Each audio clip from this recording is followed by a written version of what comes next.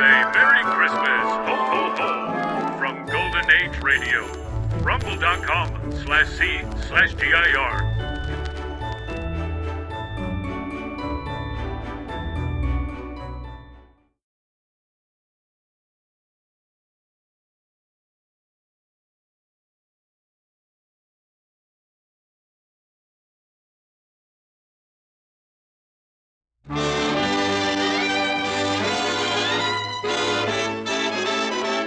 The makers of Camel cigarettes present Dick Powell as Richard Diamond, private detective.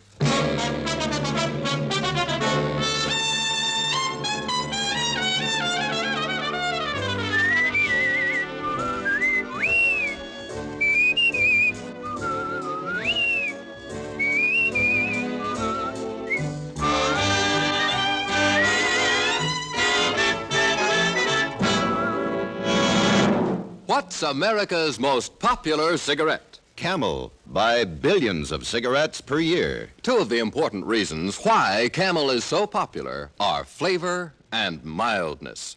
Camel's choice tobaccos are properly aged and skillfully blended to give you a smoke that's rich in flavor. And mildness?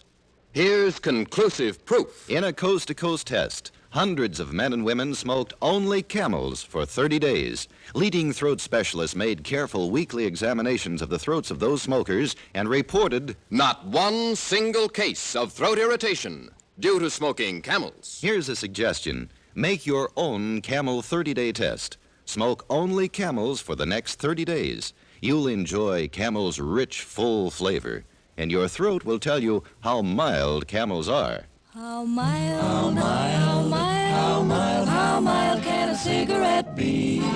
Make the Camel 30-day test and you'll see. Smoke Camels and see.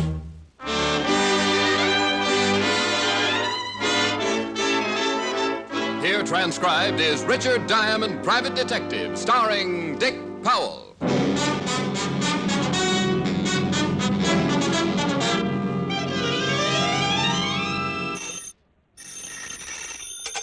Diamond Detective Agency, we deal in crime, but we're closed now. It's Christmas time.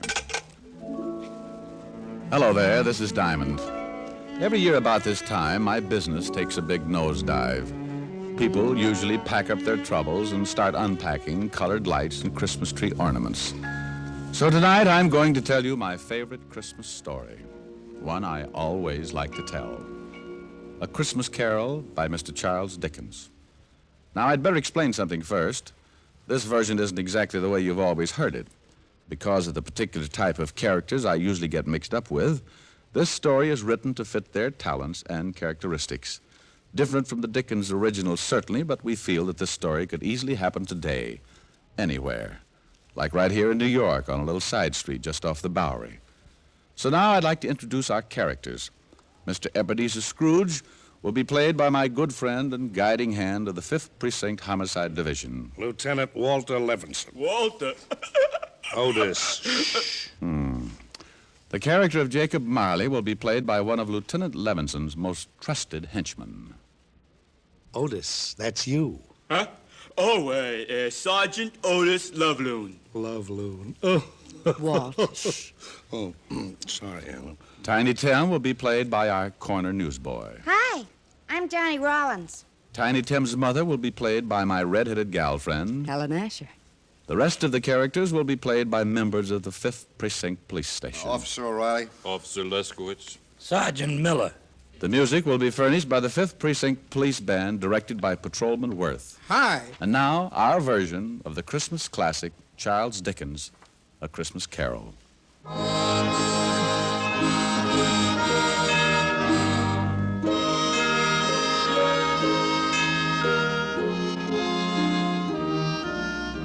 Once upon a time, there was a nasty old guy named Ebenezer Scrooge.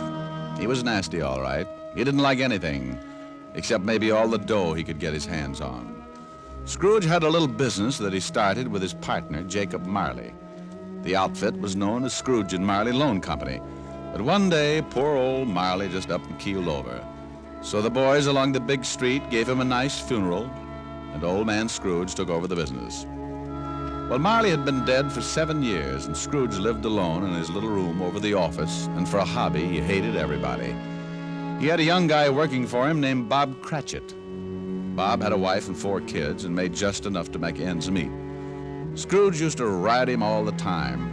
When it got so cold the polar bears complained, Cratchit would turn on the little heater, and Scrooge would say, Cratchit, what do you think you're doing? Turning on the heat, that's what I'm doing. My fingers look like popsicles. I don't care if they come in 6 delicious flavors.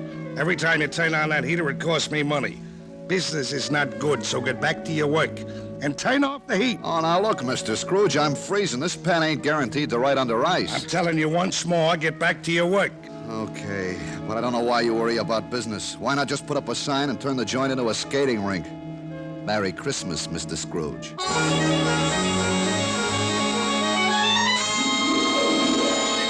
Oh, swell. Merry Christmas. Ah, humbug. Humbug? Yes, humbug. My old man didn't like Christmas, and that's what he used to say. Humbug. Okay, humbug. It's still Christmas, and I don't see where you get off not liking it.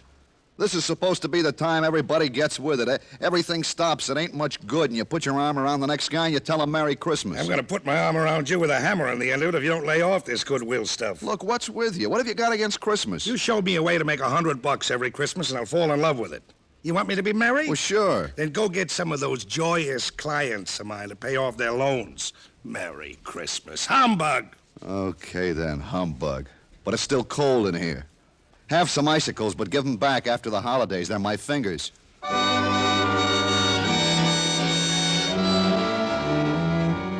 Late that evening, Scrooge went upstairs to his room, the room where Jacob Marley used to stay. It was dark in the little hall, and when Scrooge reached for the door, he looked up at the big brass knocker and saw... Holy cow. Could have sworn that was old Jake's face in the knocker. They must be working too hard. So in he went. A little shaky after seeing Jake Marley's face, but he just passed it off his nerves. He closed the door and locked it, then got a fire going and started to relax. But every tile around the fireplace started looking like Jake Marley's face. Oh, now come on, old boy. You gotta get hold of yourself. This is ridiculous. I haven't touched a drop in weeks. He got up and walked around the room a few times, then went back and sat down again. He stretched, rested his head on the back of the chair.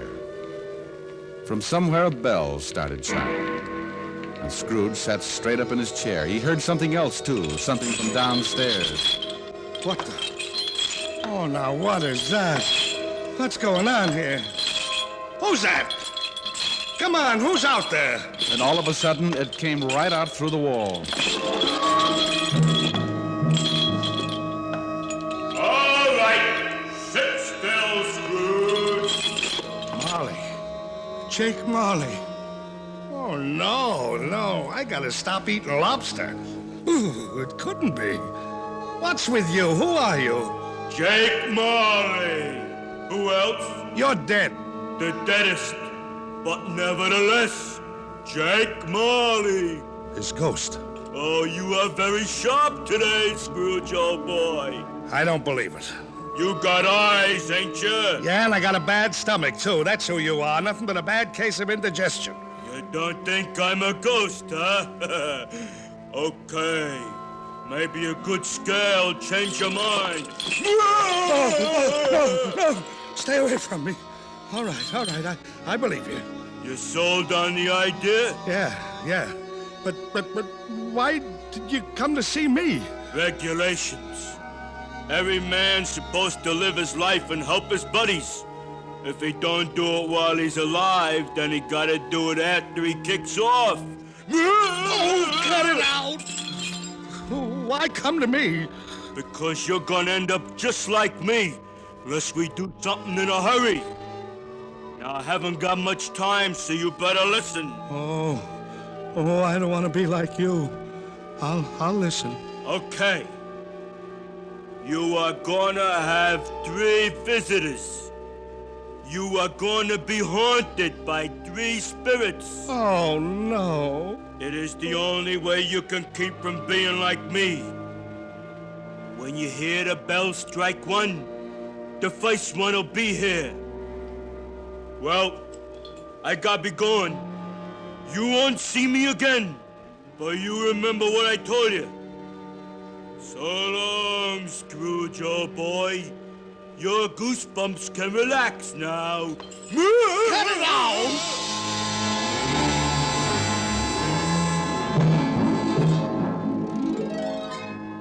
After the ghost took off, Scrooge just refused to believe it. Nuts. It's ridiculous. Humbug. Then he climbed into the sack and was soon snoring up a storm.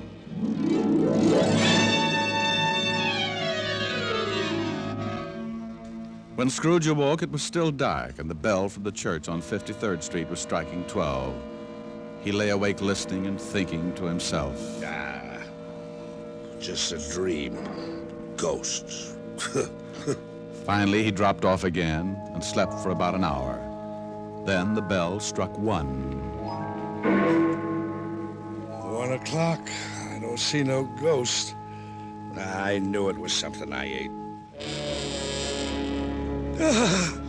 All of a sudden, a big light flashed in the room, and the first of the spirits stood before him.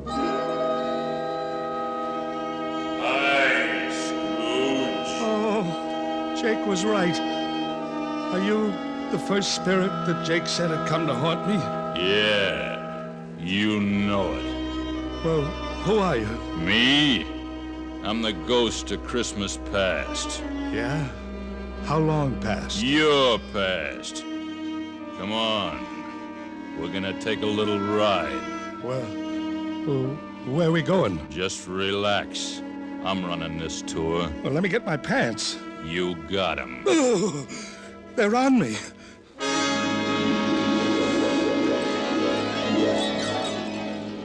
With that, the ghost of Christmas past grabbed Scrooge by the hand, and they both flew out of the window.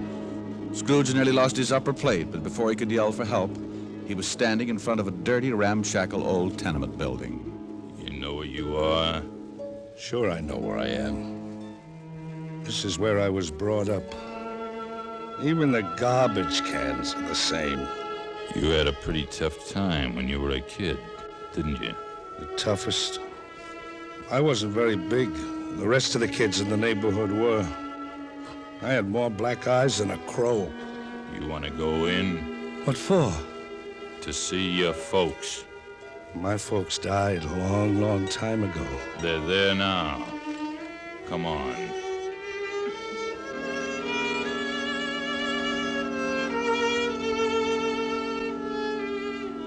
Well, the ghost took old Scrooge into the building and showed him a Christmas, years past, when he was a child with his family. Sure, it was tough living in 2 little rooms like that, but Scrooge remembered how wonderful it really was. What's the matter, Scrooge? Huh? Oh, I got something in my eye. You were pretty lonely when your folks... when they, Yeah. You know, there was a young kid that came around earlier this evening and sang some carols. Gee, I wish... Yeah? What do you wish? Oh, nothing. Come on. I want to show you another Christmas.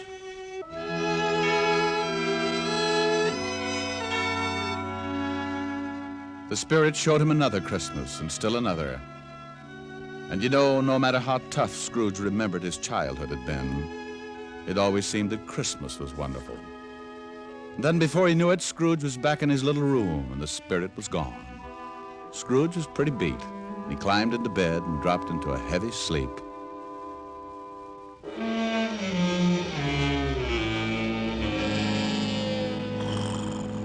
Merry Christmas.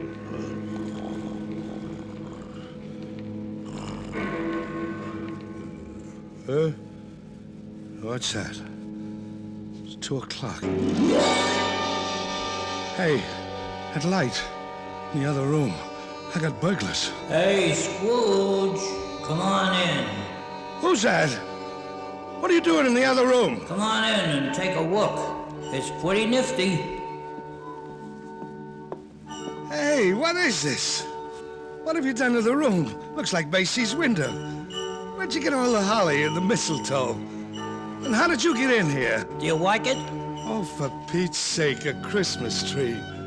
Who are you? The ghost of Christmas present. Now, don't tell me you don't like the way I fix things up. I work pretty hard. Oh, second ghost. Okay, take me wherever you want to go, but believe me, next time I try the train. Let's go.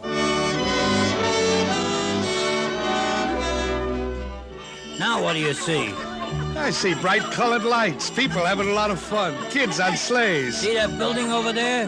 The one with the big reef on the front door? Yeah, that's where Bob Cratchit lives. He works for me. Hey, look, there's Bob now. Yeah, going into the house. Up all those stairs to the 5th floor. He's got his little boy on his back. Tiny Tim. Yeah. He got polio last summer. Pretty sick little boy. I know. Bob said he'd need a lot of care if he was ever gonna walk again. Come on, let's take a peek. Hi. Hello, honey. You and Tim have a good time? The best. Didn't we, Tim? Yeah, Dad. We watched all the kids in the block on their sleds. Mom, will I ever be able to ride a sled? Of course, Tim. Won't he, dear? Well, sure thing, Roughneck. Next Christmas, you'll be out there doing belly whoppers with the rest of them. Dad, what's the matter? Your eyes are all wet. Nothing, Tim. I just got some snow in them. You want some chicken, Tim? No turkey? No, but lots of cranberries. Okay. Can I sit next to you, Dad? You just bet. Bob, will you say grace, dear? Can I say something first, Mom? Of course, Tim. What would you like to say? God bless us, everyone. What's the matter, Scrooge, old boy? Got some snow in your eyes, too? Tell me something. Sure, if I can. What about Tiny Tim? Well, can't say for sure. If his old man makes enough money next year to get the white doctor, little Tim will get along just fine. But times are tough, aren't they, Scrooge? Yeah. Now the spirit of Christmas present took Scrooge to many places and showed him a lot of happiness and a lot of misery. And finally back to his little room, and the spirit was gone. Oh, I don't know whether I can take much more of this.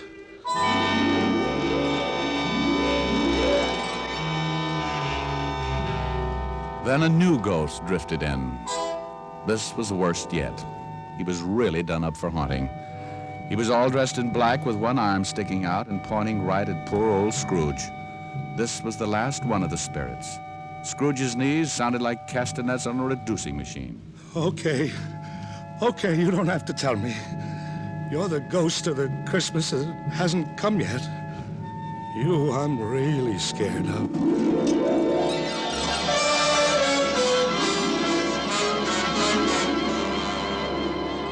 The ghost took off with Scrooge right after him. The city disappeared, and Scrooge found himself on the outskirts of town, standing in a graveyard. The night was howling like it was mad, and as Scrooge looked down, he saw... Hey, what's this? What's this stone? The black spirit stood still and pointed, so Scrooge leaned down, pulled away the bushes, and saw it was a tombstone. There's a name here. Ebenezer Scrooge. Oh, no. No. Look at this. Believe me, I don't want this. I know I've done wrong, but I'm not kidding. I really know what Christmas means. It doesn't mean just today or tomorrow. It's every day of your life. I swear I'll do better. Only take me away from this. Let me try. Let me try to make Christmas right for me and for everybody else. Please, please don't let this happen. Give me another chance. Well, don't just stand there. Put your arm back in. You'll catch cold. Well, say something. Suddenly, Scrooge dropped to his knees and reached out for the spirit. But something happened. The spirit started to shrink. Then it collapsed. And when Scrooge looked up... What the... My bedpost. My own bedpost. I'm home. Oh, thank goodness. I lived the past, the present, and the future, and now I'm home. Hallelujah! Spirit, wherever you are, believe me, from now on, things are going to be different. Oh, yeah, and thanks. Paper, get your morning paper. Hey, boy! Yeah? What day is this? It's Christmas. What's with you? Christmas! Oh, boy, I haven't missed it. The spooks did it all in one night. Boy! Oh, it's you, Mr. Scrooge. How many papers you got? I don't know. Well, here's What? $5. $5. Throw them away and then go have yourself a Merry Christmas. Gee, thanks, Mr. Scrooge. And a Merry Christmas to you. Oh, boy, say that again. Thanks. No, the other. Oh, you mean Merry Christmas? Yeah, that's it. Merry Christmas.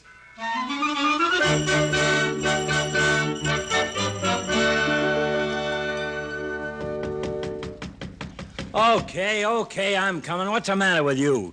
Can't you see the store's closed? Look, mister, the store's... Ebenezer Scrooge. Merry Christmas, Barney. You've been drinking? Not a drop. Well, what's the matter? Ain't you going to wish me a Merry Christmas? Oh, sure, Sure. Come on in. The wife's upstairs with her mother, but I got a bottle in the back. Look, Barney, I know your grocery store is closed, but you could still sell me a turkey, couldn't you? What do you want a turkey for? You've been eating at the automat every Christmas for the last 7 years. It's not for me. Well, then who's the bird for? Bobby Cratchit, you know, the young guy that works for me. Oh, yeah? How much you gonna charge him? Yeah, here's $20, huh? Here's the address. And listen, don't tell Cratchit who sent the thing, okay? Yeah, okay. Merry Christmas, Barney. Yeah. Merry Christmas.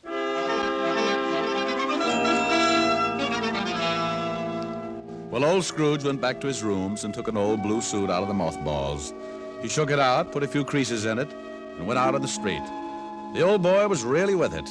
Everybody he passed, he greeted them with... Merry Christmas. Merry Christmas.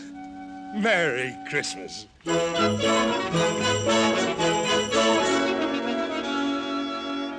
He went to church and gave a large donation, and Father McCarthy nearly forgot his sermon. Yes, for the first time in his life, Scrooge was having a Merry Christmas and arrived early at his office. If he could just catch Cratchit coming in late, and he did. Bob was a good 21 minutes late. Cratchit! Oh, no. You're 21 minutes late. Yeah. I'm sorry, Mr. Scrooge. I had a big evening. Oh, you night. did, huh? You know what I told you if I caught you fancy-footing it in here late again.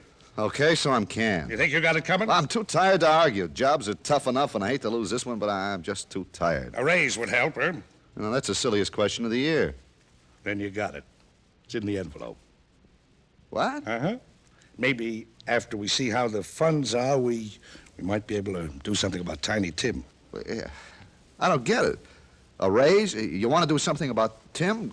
I don't get it. Sure you do, Bob. Haven't you heard? It's Christmas. Now go on home, take the day off, take the week off, come back when you feel like it. Merry Christmas. Mr. Scrooge? Yeah? Merry Christmas.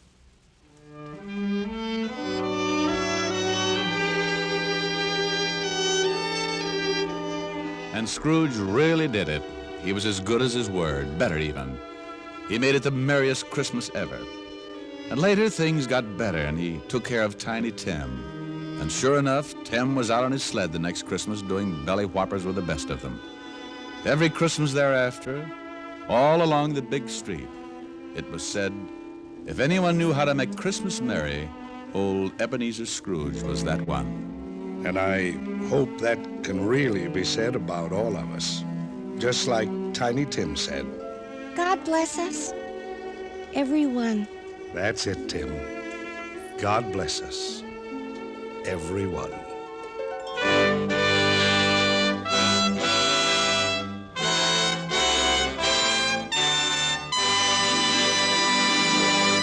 Oh, Rick, that was a wonderful story. Not quite the way Dickens wrote it, but it meant the same thing. Well, thanks, Helen, dear. I thought you were good as Tiny Tim's mother, too, didn't you, Walt? I sure did, and that's no humbug. What in the world was that? It's Sergeant Otis. He's still playing Marley. Otis! Yeah, Ebenezer? Oh, cut it out, Otis. The play's over. Go on, call officers Riley, Lund, and Miller, all of them. Tell them to leave the punch bowl and come over here. We're going to sing. Oh, boy, I'll lead off. Jingle bells, jingle bells. No, Otis. Rick will lead. We can join in later. Oh, Lieutenant. Go on, Rick. Otis, stop breathing down my neck. I'm just waiting to come in. Otis. Oh, for heaven's sake.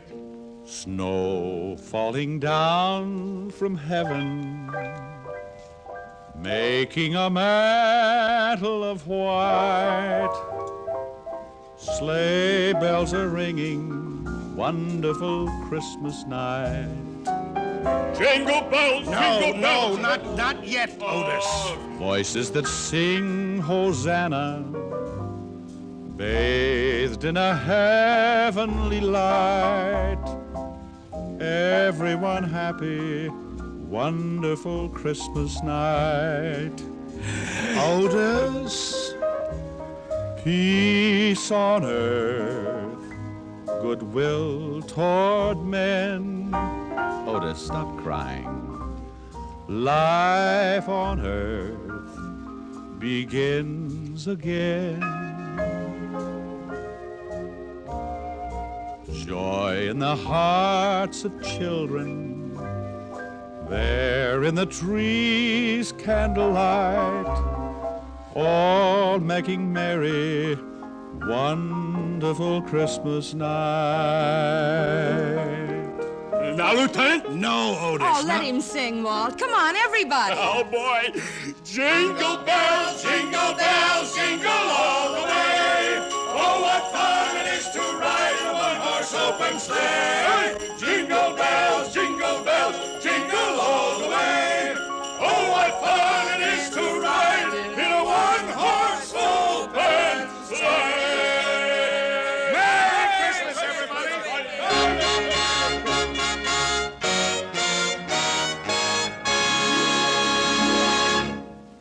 Right here is where all the men and women who make the camels you smoke would like to wish each and every one of you the happiest of holiday seasons. And right now might also be a good time to remind you that there's still plenty of time to add camels to your Christmas shopping list.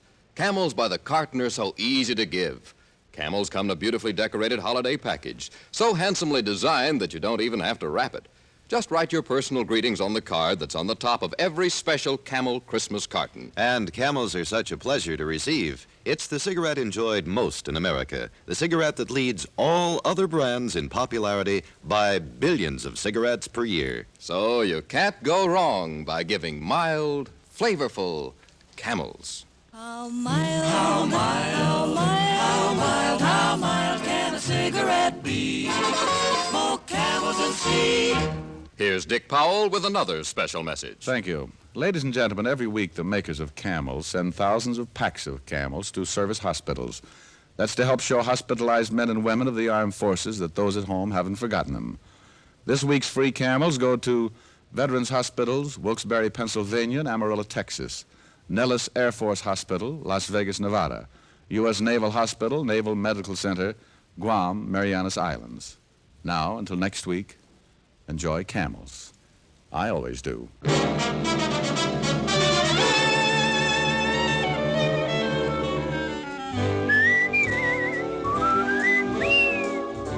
Dick Powell can now be seen starring in the Universal International film You Never Can Tell. Tonight's transcribed adventure of Richard Diamond was written by Blake Edwards with music by Frank Worth. Our director was Nat Wolfe. Virginia Gregg played the part of Helen Asher, and Alan Reed was Lieutenant Levinson. Others in the cast were Barney Phillips, Arthur Q. Bryan, Jack Crucian, Joel Samuels, and Jeffrey Silver. Are there pipe smokers on your Christmas list? There's still time to make them a present of pipeful after pipeful of the National Joy Smoke, Prince Albert. The Prince Albert 1-pound tin comes in a special Christmas box ready to give. There's a space right on it for your personal greeting. Give Prince Albert. The bite is out and the pleasure's in when you smoke Prince Albert. It's specially treated not to bite your tongue. The bite is out and the pleasure's in. Listen next week for another exciting adventure of Richard Diamond, starring Dick Powell. This is Your FBI. The official broadcast from the files of the FBI follows immediately. Stay tuned. This program came to you from Hollywood. This is the American Broadcasting Company.